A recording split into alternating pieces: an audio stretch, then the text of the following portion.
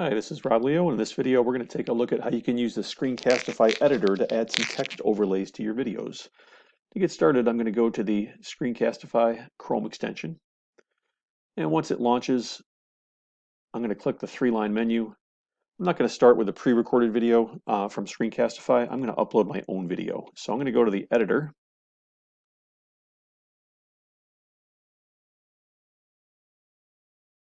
And let me just start over with this because I was practicing earlier. You can see I've got nothing here at this point. Notice I can add media. You can either add video content from your Google Drive or you can upload video from your computer. I've got a video on my computer I'd like to upload.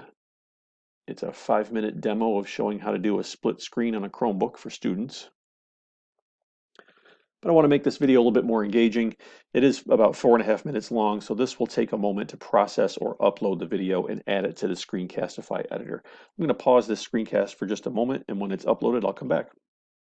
All right, that took a moment, but my video is uploaded. You can see it's still processing as you don't see the full preview down below here.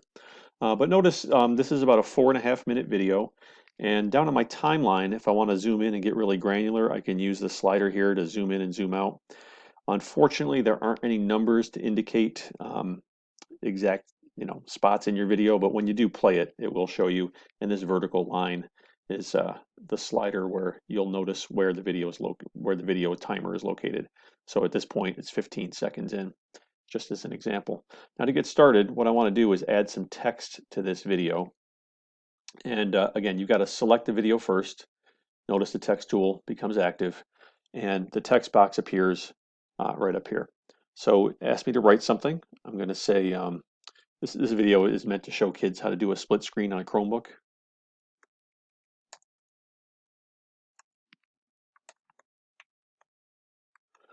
So now that I've selected this text, you can make it bold. You can change the font color. If you want, you can add a background to it. You can adjust the font style.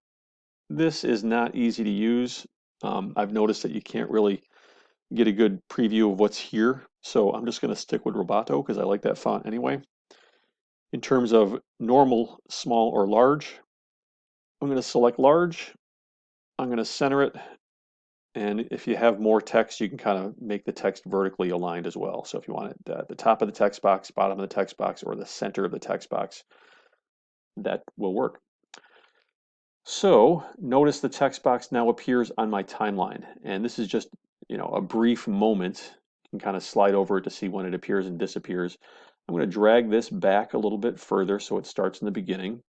And I'm going to drag the rest of it a little bit further along so it appears for a longer amount of time. So now I've got this on my Chromebook until about 17 seconds into the demonstration. If I want to, I can add more text. Notice you don't have to select, well, I guess I can select the video itself. Add another text box. In this case, again, you got it blank on the screen.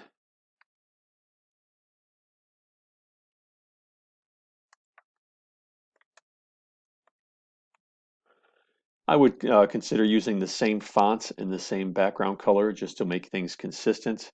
When I press enter on my keyboard, it's going to add another line to this. Press backspace and it won't. Again, you get the same tools here: bold, italic, underline, font color, font style, size, alignment, and then vertical alignment as well.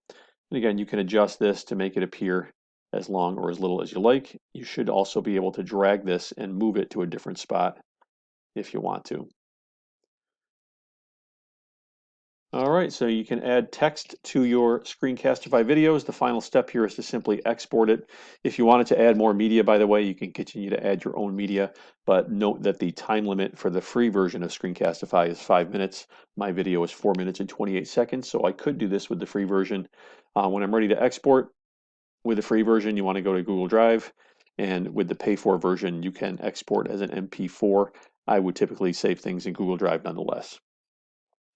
I've been getting an error message. Luckily, this time I did not.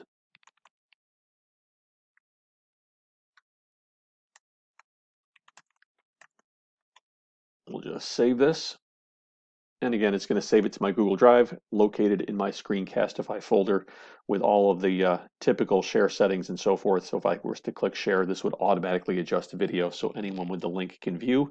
Then I can copy that link and paste it wherever I need to.